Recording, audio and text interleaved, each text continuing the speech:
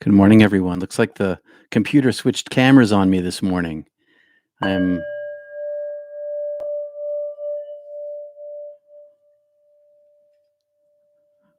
well, that's interesting. It's always something. Well, welcome to Not Church this morning. Hi, Primary Feathers, Mary, Charlie, Willie, and Annie. Welcome, everybody. Gonna drop that a little bit, turn this a little bit this way. I'm not sure what all that stuff is sticking out there, but hey, we're live and that's good. So, good morning, everyone. Welcome to Not Church this week. The only way to become one with everything, the tools you need. I'm Reverend Peter Panagore, MDiv. Please call me Peter. I want to thank Ken for sparking this talk today. So, let's begin by settling and centering. We're going to be using 3 vocalized ohms as we've been doing for the past couple of weeks, or maybe a month now, to bring our energy up, and I'll follow along with me, and then we're going to do several silent chants inside yourself, focusing on your third eye.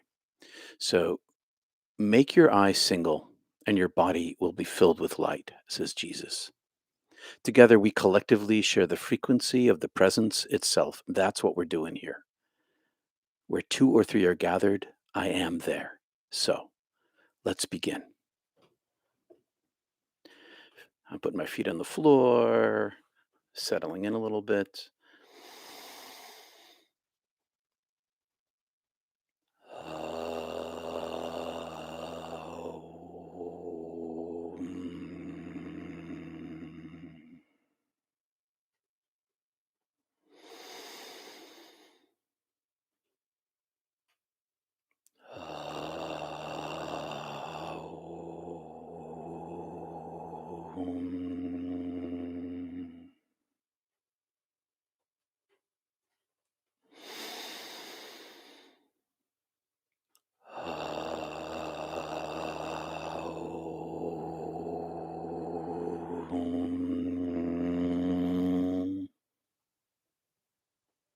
Relax.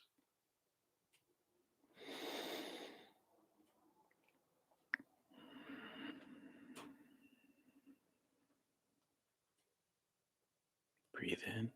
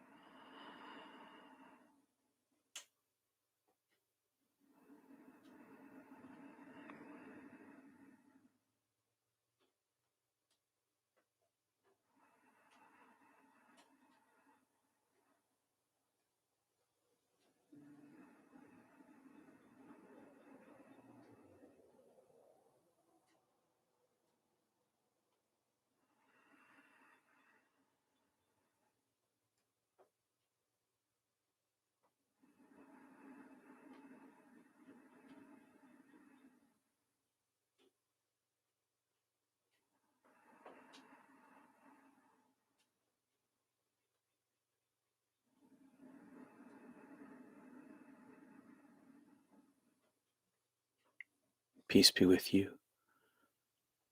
May peace live inside you. May the radiance grow inside you. Become light.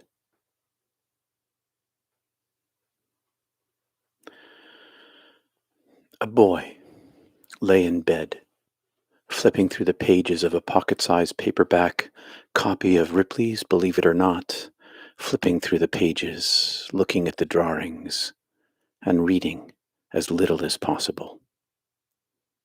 On one page he saw a yogi seated in staff asana, butt in the dirt, dressed in a wrapped long loin cloth, legs straight in front of him, toes pointed to heaven, eyes closed, hands clasped together, palms touching, arms raised above his head.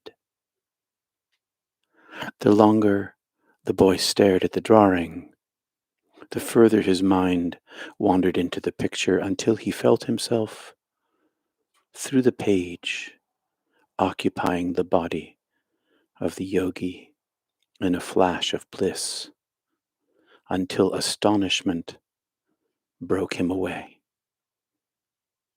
Have you ever fallen into your past? Have you ever fallen into the divine? I am that boy. Was this my previous life? It felt like it was, but I have no proof. Right after I came back from the dead the first time, many years later, from my near God experience, I searched for a way back, and I quickly found the 196 Sutras of Patanjali, which I read, reread, and took to heart. There are only 196 of them, each briefer than the 119 sayings of Jesus and the Gospel of Thomas. A difference between Jesus, the wisdom teacher, and Patanjali is that Patanjali provides a map of the mind and the tools to unlock it. I needed those tools. Much of what the father of modern yoga describes, I had already experienced during and after my near death experience in the nothingness and the all love and the presence of my beloved. The title this morning is an indication of what is needed. Now, I lost all my religion, all my faith, and my belief when I died. I ceased being a believer in anything. I became a knower, one who is known, and I know that I'm known. And here in this world, an outsider, and to invent a word, a hider. I hid. But I laid the sutras aside because I was going into the Christian church. Having swallowed the whole truth of the message found there, and more importantly, the method. Make yourself one, is what Patanjali says, just like Jesus.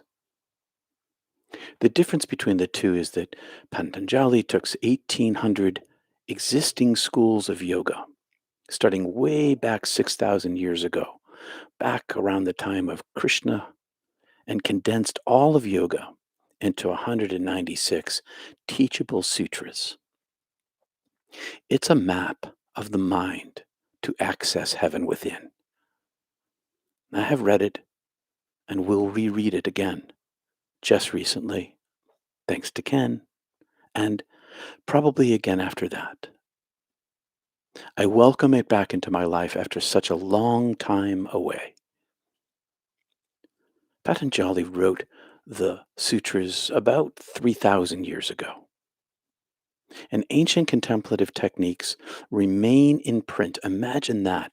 The book remains in print for 3,000 years because it helps modern users, modern seekers like you and me.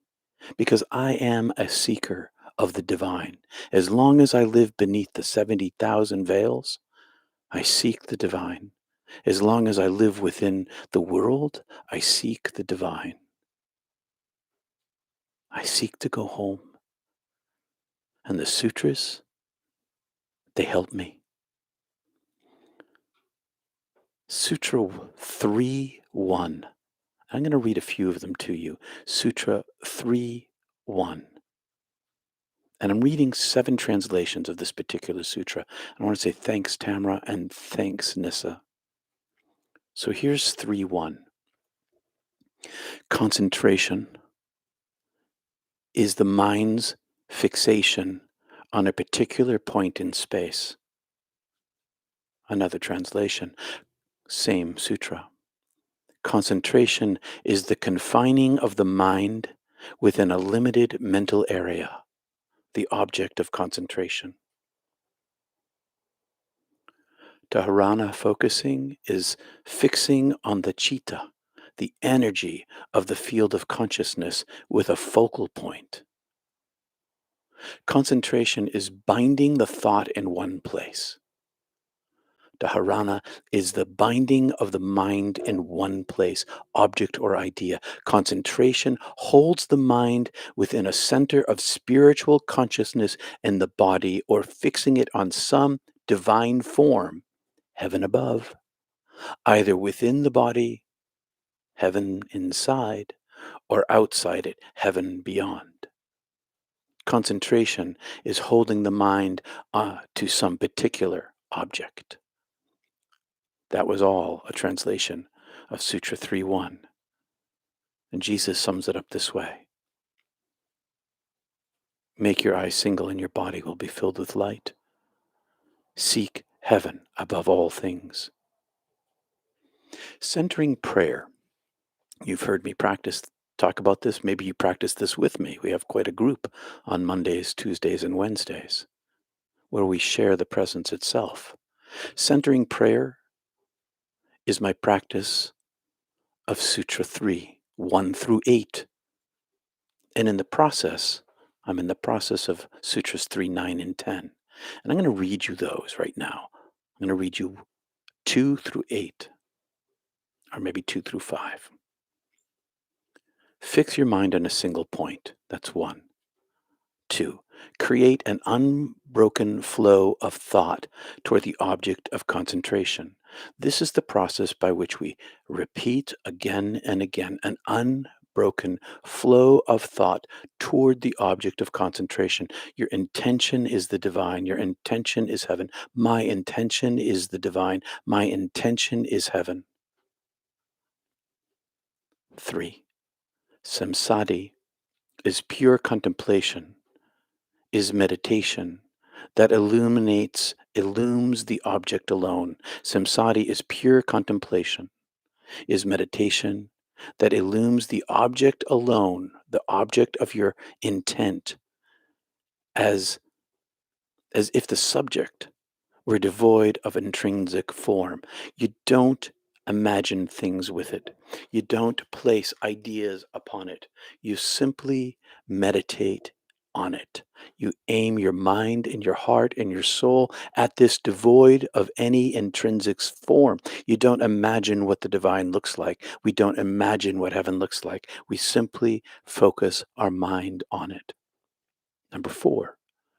Concentration, meditation, and pure contemplation, focused on a single object, constitute perfect discipline. When we meditate again and again and again, we build our perfect discipline. Our discipline is perfect only in that we practice it. Only in that we practice it. And the brain itself rewires and makes it the process easier. And in those single moments when you fall away from your practice, the word, the mantra, and you end up in the prayer of the breath. In that moment, that single object constitutes the presence itself. Number 5, the light of wisdom comes from the mastery of perfect discipline. You practice meditation, you practice focusing your mind, and what happens? The light of wisdom comes to you. That's it. That's the whole thing. You stop the story inside yourself and you let the light come to you. It comes from the mastery of meditation. That's why we practice for a lifetime. That's why we practice regularly. Because the sutras, 3,000 years old, teach the same process as centering prayer. You aim your heart at the center of the oneness of being with all your mind, your heart, and your soul, and your body will be filled with light, and your body will be filled with wisdom. Sutras chapter 3, 1 through 5, it's the centering prayer practice. And if you want to learn how, in 8 minutes, You can check out my video centering prayer meditation made easy series. I put it in the link, a couple of links in the description down below. The life of Jesus, shown in the Gospel of Mark, that we've talked about, and I'm going to talk about again, is the journey of a single soul seeking God from awakening through realization to enlightenment. This is our journey too. And in Luke 5:16, we learn that Jesus would withdraw to desolate places and pray. Jesus would withdraw to desolate places and to pray, implying a frequency of habit. He did this all the time. He withdrew and meditated. He aimed his heart at the oneness of being.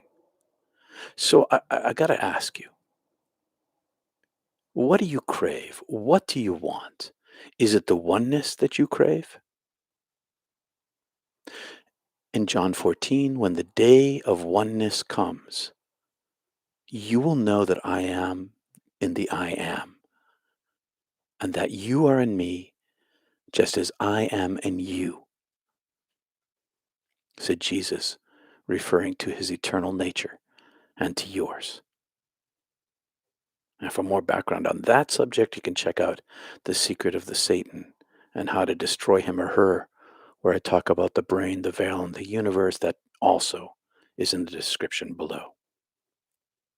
That link there. Did Jesus learn the sutras? I don't know. Maybe he did. Maybe he studied those. There's speculation, but we have no real proof about any of that. But one thing we do know is that if you practice what it teaches, if you practice your meditation, if you learn to control your mind and aim your heart at the divine, you will be filled with light. You will be filled with wisdom. They come. It comes from the practice. There is striving involved. It's a practice of learning to pray continually. And when we pray continually, our bodies become filled with light. It's quite simple, actually. Aim your heart and mind at God. God comes to dwell with you. That's it. It's super simple. So if you have a question or a subject you'd like me to talk about, please post it in the comments. If this video or any of my previous videos have touched your heart and your mind or your soul, please subscribe and like this video. Subscribing helps YouTube reach more people like us, seekers who are maybe ex-Christians or ex-evangelicals or divine seekers of any kind who are unconfined by doctrine and dogma.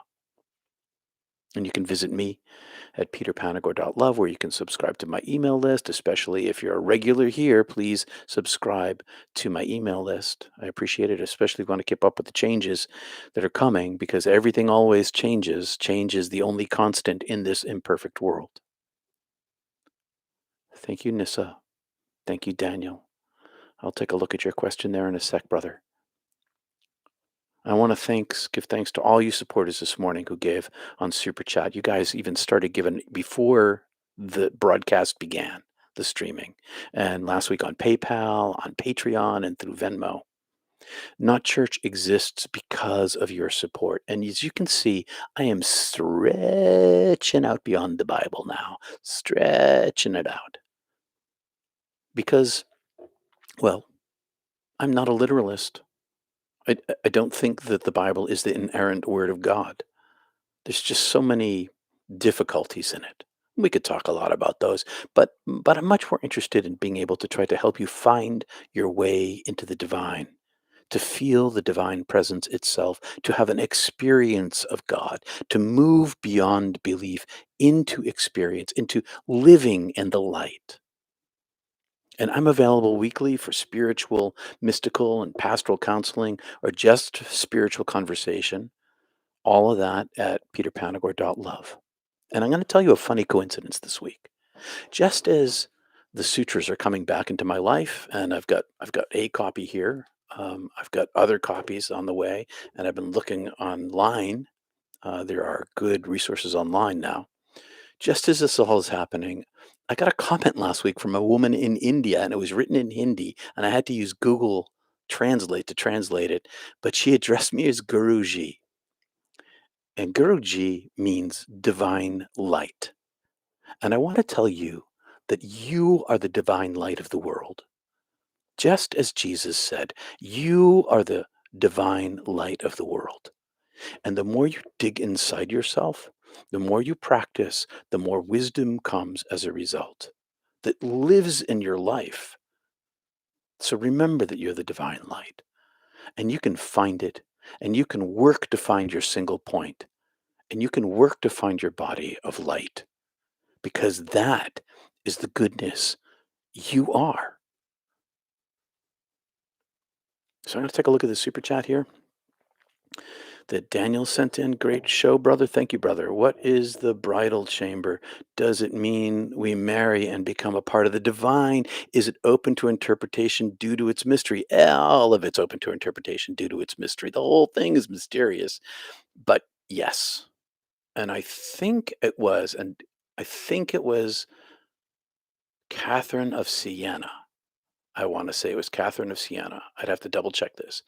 She talked about being the bride of Jesus. It's very super, super spiritually sexual. But she talked about being the bride of Jesus. Yes, we become one. We become one with the divine. We marry the beloved. I think of the divine, I experience the divine as my beloved. And that's been kind of difficult in life because I love lots of people, but nobody is my beloved except for the divine. It's just because that is relates to my soul. And so my soul is wedded to the divine. My soul is wedded to the beloved. And when we enter the bridal chamber, the chamber of our hearts, that's where we enter into and we find our divine self there, our connectedness to the holy being of God, and we marry it. I would be a little more explicit, but I'm on YouTube and I'm not allowed to be. So just leave that up to your imagination. But yes, absolutely, Daniel. That's the bridal chamber inside ourselves. Of course, because it's metaphor, there are other interpretations as well. But I like, and I think it was Catherine of Siena, I like what Siena said about it. Thank you, Colleen. Namaste, my sister. And thank you, Catherine. Keep it coming. We all need this. All right, when it comes to meditation, seeking God, it's not about finding Him, it's about allowing Him to come through you. Yeah, that's right. That's right. It's getting out of the way and it just naturally flows. You undam the dam and the water comes through. You pull out the cork and the water comes through. You squeeze the valve on the hose and the water comes through. That's all you have to do. You don't have to we seek the divine, but really truly what we're really doing is we're aiming our hearts and our minds and our souls at it and then it just comes on its own. It just comes on its own. It's this incredible thing. That's why Kriya Yoga and the sutras and centering prayer work. They work for everybody who practices them because once you uncork yourself, once you get the dualism out of the way, the story you tell yourself, it just shows up. It's just the way it works. Lupe Rod 33, right on. Finding truth is where Finding truth where it is, regardless of the doctrine. Thank you. That's the truth. I long ago read this book by Richard Bach. He wrote Jonathan Livingston Seagull, but he also wrote, thank you, Carmen. He also wrote Illusions, Adventures of the Reluctant Messiah. And I'm pretty sure that the main character in that book, I think his name was Richard, um, I can't remember the guy's name actually. But anyway, I think as the main character said, I quote truth where I find it. I quote truth where I find it. And it's all over the world. It's all over the world because the divine is not the exclusive, proprietary ownership of any one particular person or religion.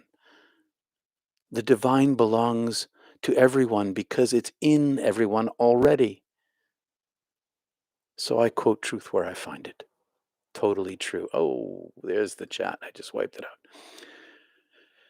Tamara's been in a relationship with the divine for 25 years. Happy anniversary. Me too. How can Oh, okay, so the word polygamy just popped into my head, but that's crazy. Okay. Um, thanks. God bless everyone, says Daniel. Thank you. Primary feathers. I love that. Divine always is seeking us. Yeah. We seek the one who seeks us. We pursue the one who pursues us. That's the beauty of it. It seems like we're alone, but we are not alone.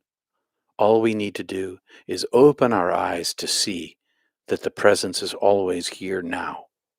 That's all we have to do. It's super simple and super easy. And if you already asked a question or you made a statement and I missed it earlier during my little talk, please come back and plug it in again so that I can take a look at it, um, and I can make a comment if you want me to. Let's see. The Illuminated Castle. God bless you, Daniel.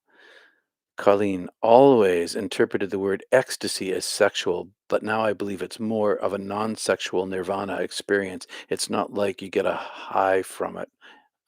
Well, it is, you know, orgasmic is another word that I would use to describe heaven, but I would have a capital O on that orgasm, that ecstasy. So the ecstasy of orgasm is a teeny, teeny, teeny, tiny little experience. Even when it's the best you ever had, it's a teeny, tiny experience compared to the ecstasy of the divine. The ecstasy of the divine is so much more.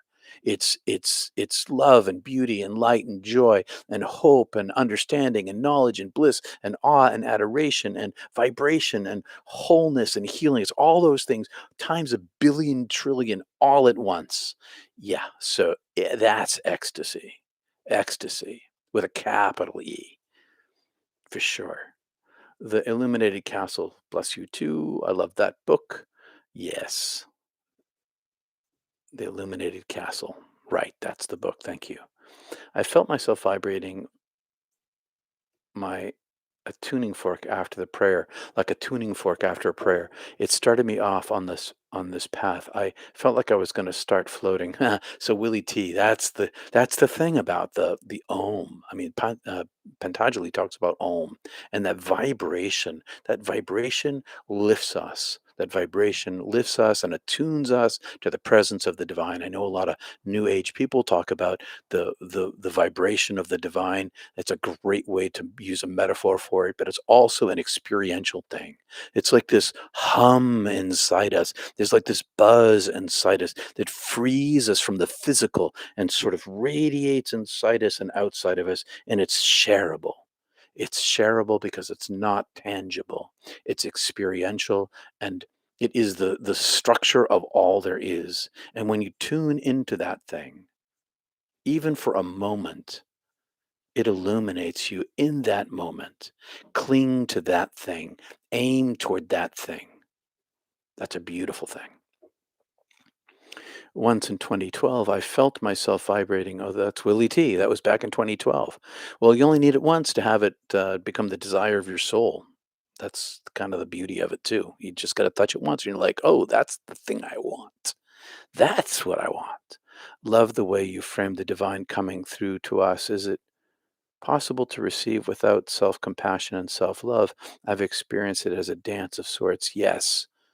You don't, and self love and self compassion can come from the divine experience, but you don't have to have self love and self compassion in order to have that experience because the power of the presence of God is so much greater than the weakness of the human body and the frailty of us.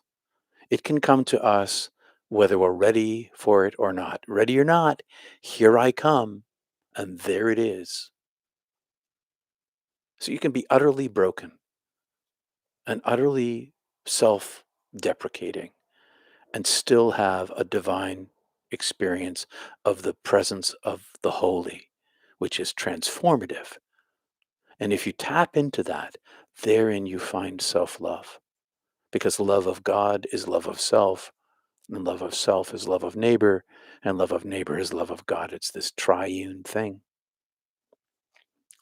Yep, vibrating like a tuning fork. Peter, you lost religion with your NDE. Why do you think that some people find God and Jesus through theirs? I think that God is compassionate to those who, I think God is compassion. And so God gives us what we need. I was talking to a person who went, who killed himself, and he went to hell. And afterwards, he didn't get all the way to heaven. He just went to hell, and then he got dragged back. And he's reformed his life. God gave him the gift that he needed to do in the world what he needed. God gives us the gifts that we need in the world. Some people need the God with skin on like Jesus, and that's helpful to them. But not everybody is in that place. I think that I've been on this journey for a very, very long time. And I think that because I was brought into the place of nothingness, of wholeness, of oneness and union, I think it's what I needed. And I think that those who meet Jesus, that's what they need. And as long as they're aiming their heart at love, at the teachings of Jesus, all's well. That's my analysis of that. Who is the angry God of the ancient Old Testament? Yeah, I think that's human beings projecting themselves. I don't think God is angry. There's no God, there's no room inside of love for anger. There's only love inside of love. I've long since given up being a literalist. There's a lot about the Bible that, if you study the Bible intensely, for instance, if you study the four Gospels and you don't crush them all into one idea, if you study them individually, so it'd be like reading C.S. Lewis and J.R.R. Tolkien and Maya Angelou and somebody else. I can't think of another name right now, but as if you put all those authors, pick one book from all those authors and put them all in one book, and then try to find the way that they are all interrelated.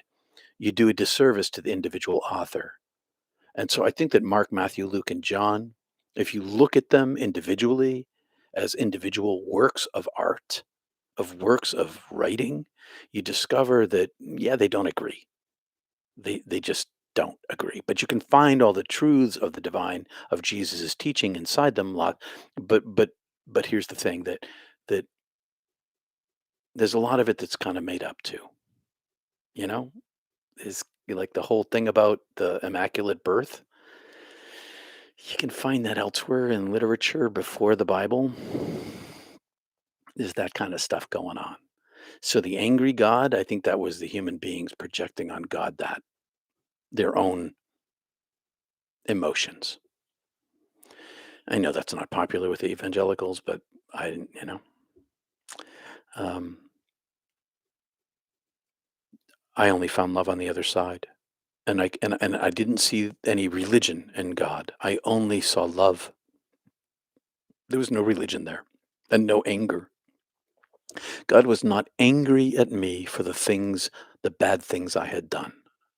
All I received was love, and the love was so powerful that it made me turn toward it and abandoned all the pain that I had caused because I didn't need it anymore. But there was no anger at me. Maybe some sorrow, but not much I could detect. Was there sorrow? No. No, just love. My dear brother, God bless you from Wales. Thank you, Rob. Just smiling here. Hey, primary feathers, cool. But go and learn what this means. I desire mercy, not sacrifice, for I have come to call the righteous. I have not called the righteous, but the sinners. Yes, Mercy. Mercy is love. Mercy is love. I've not come to call the righteous, but the sinners, said Jesus. God comes for all of us in the biblical tradition are sinners. So everybody is being called by the divine. All of us are. And the ones who are righteous in that context means that they're hard-hearted and that they can't see the divine light. Matthew 9:13. Thanks, Willie. Also has a great channel. Willie T has a great channel. Recommend the viewers. Yes, Willie T has a great channel. Thank you for bringing that up, Daniel. He definitely does. He's got a. I've listened to your channel, Willie T, and I thank you for your music. It's beautiful, full of soul. Thanks, David. Appreciate that. Peace and love from Delaware. Nice. I think I drove through Delaware once. I've not spent much time there. I'm sure I did actually, but I never spent much time there. Let's see what else we got. Although Jesus was presented as a lamb for sacrifice in the Hebrew narrative, I believe that spiritually he represented so much more. Yes. Yes. The whole sacrificial Jesus thing, I don't even think he thought that. I don't think he thought that he needed to be sacrificed. The Gospels don't agree on that. Um, they don't. That whole the sacrificial thing goes back to the temple sacrifices, and why would God need to off the child in order to fix us? That just makes no sense to me, especially because only on this planet, and we know we're not alone.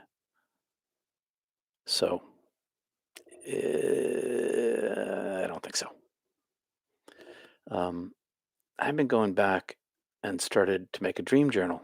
Excellent. Dream journals are very helpful. I agree with Peter about the projections onto God. Yeah, we project onto God ourselves. That's why we need to get out of the way in order to be in the light itself. No ego, no righteousness. Let's see. Need to go back to the basic and start worshiping Mother Earth. That's God. Well, yes. Um, but in that context, so is everything else in the universe. Only it's a portion of the divine, not the wholeness of the divine. The whole universe is sort of a substrata of the presence of the holy love itself. And yes, you can worship that, but why aim at that which is lesser when you can gain that which is greater? That's why you aim your heart at the divine itself. And when you aim your heart at the divine itself, you gain all these things: peace and love, joy, and a radiance, and a way forward in your life. That's really one of the great things about it, is that the deeper you go into the divine, the more you find your purpose. And your purpose isn't like, I'm going to open a restaurant and serve pizza. Purpose is in the doing of that, not in the end game of that. It's in the living is the purpose. It's the mercy we show, and the love we show, and the compassion we show, the light we bring to the world. Amen, brother. It's like each gospel and disciple represents a different facet of relating to the divine. Not reading the Bible as a history book, but as a book of relating has been very liberating. Yes, it's a book of relating. It's a book of descriptions of the human experience of the divine. And there's truth in there for sure. There's truth in there. But there's a lot of human in there too. Just past midnight here in Adelaide, South Australia. Hey, Daniel, I've got cousins in Adelaide. I do. I've got probably the most of my father's family lives out that way. We have a different last name. My grandfather, long story short, my grandfather changed his name when he came to the United States, but a bunch of my cousins are down there. That's cool. It's such a beautiful place. I'm glad you're here, especially because it's, so late down there. I say down, but that's crazy too because Buckminster Fuller, I don't know if you know that name, he said there's no up or down on the planet, there's only across the surface. So if you take a ball and you look at a ball, there's no up or down on the ball. When you roll the ball around, the up and the down changes. This across the surface. Earth is like that too. So even though I said down there, I really think it's over there. Thank you for saying that about sacrifice. You're welcome, Ellen. Religion uses God for control and guilt. God is about freedom and joy. Yes, it does use religion for control and guilt because, you know, and there's a benefit to that. The benefit is, well, we're discovering that humanism isn't really working so well. When there's no threat to be ethical, then human beings just are animals. We're just animals. So there is a benefit to that. It can keep our worst traits in line, but it also, on the other hand, gives power to our worst traits too. I mean, it's just a I don't know what the solution there is, except for this. I do know one solution, and the solution is the deeper you go inside yourself, and the more you practice your meditation, the more you let light into you, the greater your morality becomes. Because love then dominates. And when love dominates, it's easier to negotiate the problems we find in the world. And we don't need to have any other sort of control mechanism. Because as it says in the Hebrew scriptures, I will write my law upon their hearts. Love gets written on our hearts. And when love is written on our hearts, we don't need external control. We just need love. But overall, okay, overall, religion's been pretty destructive. Genocide, slavery, just to name two, right? War, just to name three. So let's see. Thoughts on TM? I never practiced TM. I think that any form of meditation that drives you interiorly, that aims to end duality, is helpful. I had friends in TM. They're definitely peaceful people. As far as I know, it works, but I haven't practiced it myself. Thank you for what you do. You're welcome, Starlight Love. That's a beautiful name. What line or lines of scripture do you feel hold the most light? I know it all does, but what's my favorite? Make your eyes single and your body will be filled with light. That's it. Make your eyes single and your body will be filled with light. You don't find it in most of the modern translations, but it's in the King James Version right there. A friend of mine who reads Greek, Koine Greek fluently, and I wish I could, but I don't. She said when she reads the Gospel of Mark in the original Greek, it's an entirely different book from what we get from the pulpit. That's why it's really helpful to look at parallel versions. I use Bible Gateway to do my parallel version reading. And I like the King James Version, despite its patriarchy. Not just because it's poetic, but because it has make your eyes single and your body will be filled with light. Let's see. Some interesting philosophies. Does Soren Kierkegaard and Gabriel Marcel? Oh yeah, I like both of those people, Soren Kierkegaard and Gabriel Marcel. Um, read their books. The most paranormal experience of my life was God telling me my concept of hell justice was wrong. He did this when I lived in great fear. It was amazing. Yep. Everything you think about God is wrong. What do you think of that? Especially fear. Especially fear.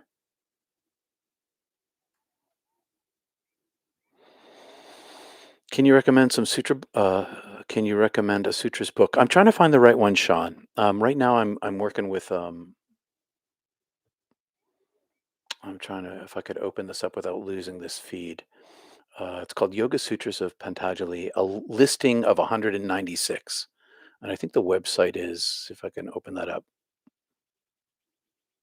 can I copy that? Can I copy?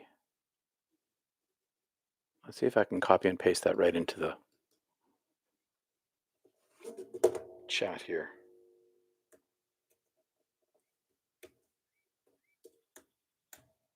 I did. I can. I did. It's from Swamiji. There it is. I've been using this one this week, mostly because it gives 4 or 5 different interpretations of each of the sutras without commentary. I just want the sutras without commentary. This book here, I've read this, the Swami, Sri Swami Saktidananda. Um, it's full of all sorts of commentary and it's helpful, but I'm looking for just the sutras itself. And there's a link that'll bring you there. I'm looking for a paperback, and so I've ordered a couple. We'll see what they're like. Checking on the time. Got 14 minutes left in this. Daniel Mirror X, I also lived in great fear of hell. I looked into your channels, and David Bentley Hart's book has also helped me see the light of God's love. Yeah, there's no need to live in fear. The thing that Jesus said the most that's recorded, I want to say, is fear not, fear not, fear not, my friends, fear not. Aim your heart at love and fear not. God is mercy, God is forgiveness. And if you've sinned against someone, says Jesus, on your way to the judge, find that person and apologize. Make it good, make it right. Relieve yourself of the burden. Russell, my brother, thank you for directing us to the sutras earlier. I just bought a copy on Amazon as a result. Great. I can already see it as a fresh, corrected, and simplified way of practicing meditation. It is. It's wicked old, too. That's a New England saying, wicked. It's wicked old and 3,000 years in print. And, you know, he drew from 3,000 years before that of tradition. So this is a his writing is a kind of a condensation of previous 3,000 years, and it's his writing. These sutras have lasted 3,000 years. That's a long time, and it lasts because it teaches truth. So I'm going to be looking deeper into the sutras over the next few years. It formerly was one of my favorite books, but before I went to divinity school. But like I said, I had to lay it aside to focus on the Christian tradition. I added to my stack of books, and I got a stack and a whole bunch of other shelves over there too. Let's see. I have the Yoga Sutras. I have Yoga Sutras, the Means to Liberation translation commentary by Dennis Hill. There's one by Dennis Hill. Poor internet connection over there in Tunisia. Oh my gosh, Belinda. But I'm sorry about that, but I'm so glad that you're there. We're a global group. We got Africa, Australia, North America, Europe. We usually get somebody from Asia during our Mystic Tea Salon. Um, it's a global group we have here. Please tell your friends about it. If this is helping you, my goal here is to help people find their way to the light. That's what my goal is. And so if you find this helpful, tell your friends and thank you. And thanks for liking and thanks for subscribing and thank you so much for your gifts because those donations, they keep this thing going. They do. They really, really do. So thank you for all of that. I used to be a little suspicious of other cultural approaches to God. I'm thankful to not church for softening my heart. Religion makes us callous in ways. Yes, well, Christianity has this strong tradition of uh, my way or the highway. That's an American saying means that either you do it my way or you get out. And, and Christianity's like that. There's a fellow who writes to me on a regular basis who says, "I'm praying for you because You're headed down the wrong road. Well, I'm not headed down the wrong road. I've already been to the divine light. I already know where I'm from and I know where I'm going, and I aim to go back there again. And with the help of the divine, that's what's going on. And the history of religion includes the global experience of the divine all around the world in individual lives. And I'm so glad to be able to help with that, Willie T. I'm going to continue diving not into the just into the sutras, but into all the other literature that's out there that I've that has helped me so much over all the years. I'll be bringing more of that as well. Oh, you're welcome. Good old is good, free from corrupting religion. Yeah, see, that's the thing. The reason why I study old books rather than newer books is because they get passed on because they work. And if it lasts a long time, it's got value, especially spiritually. It's like Beaujolais versus, a well-aged wine from 100 years ago. You want the well-aged wine. Beaujolais may be good, but, the well-aged wine from 100 years ago, wow, so much better. So much worth it. I rarely drink that kind of wine. Once in a while, I've got a buddy who treats me to that kind of thing. But wow, what a difference! Books age like that too. The older the book, Lao Tzu, the works of Jesus, the books about Jesus, the sutras, Chuang Tzu, Rumi, Hafez, all these names I've run by you before, and a whole slew of other ones.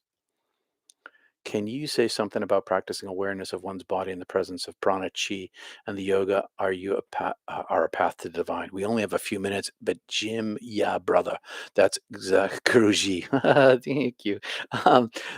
That's exactly what I'm going to be working on in my classes that I'm going to be running at the New Earth One Network. I'm going to be working specifically on that, and so yes, you can use your yoga practice. Let me put it this way. I use my yoga practice to raise my prana and my chi in a similar way. I look at my chakras. This is very brief. I look at my chakras with my mind and without imagination and connect them together, and I drive them up and I raise my prana, I raise my chi, and I bring it to my palms and I move it around my body, and I use tension in my body and I use relaxation in my body and I use focus in my body, and it makes the whole thing radiant.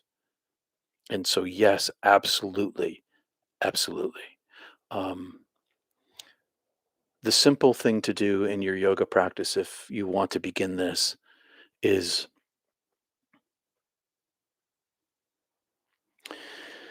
looking at your muscles with your mind, looking at all the muscles that you need to get into, say, plank, and arrange your skeletal structure in such a way as that you use mostly your skeletal structure to support your body, and then look at the muscles that are tense and relax all the muscles that aren't tense intentionally.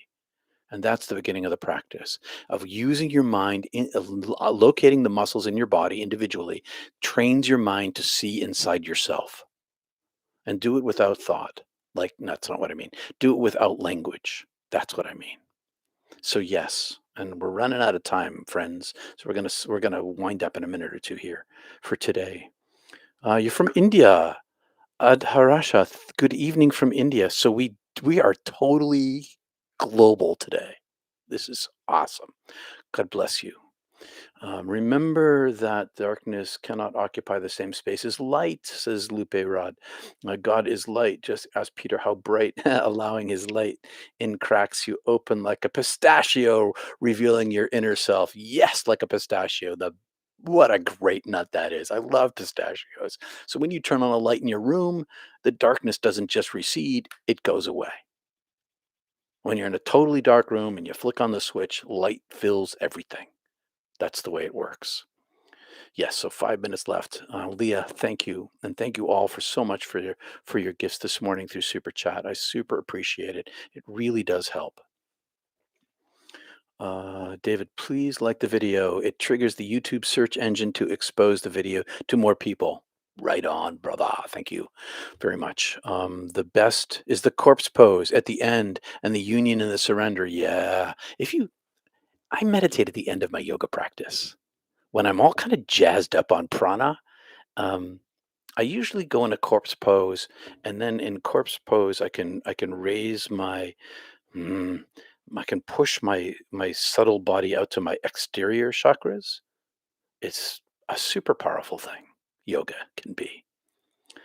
Working in the power of the now. It's difficult. Yes, we're almost out of time here, but that's what the whole practice of. That's what the sutras teach. You enter into the now, and the more you enter into the now, the more you practice being in the now, the more the now stays with you, even when your mind is off doing other things. It builds a capacity inside yourself for the containment of the light. It's the way it works. And so the more you practice being in the now, the more you practice your meditation, the more you practice the end of dualism with your mind and your breath, the more you're in the presence of the now, the more the now stays with you as you go through your life. It's just one of those things that it were designed and built this way. All right, my friends, I got 4 minutes left, and I would love to spend more time here, but you can meet me at Mystic Tea Salon at peterpanagore.love. You go to programs, you'll find the link there, Mystic Tea Salon, coming up in a couple of minutes. Let's say a little meditation. I'll take a little break here, and then I'll be right back. And let's join our hearts together.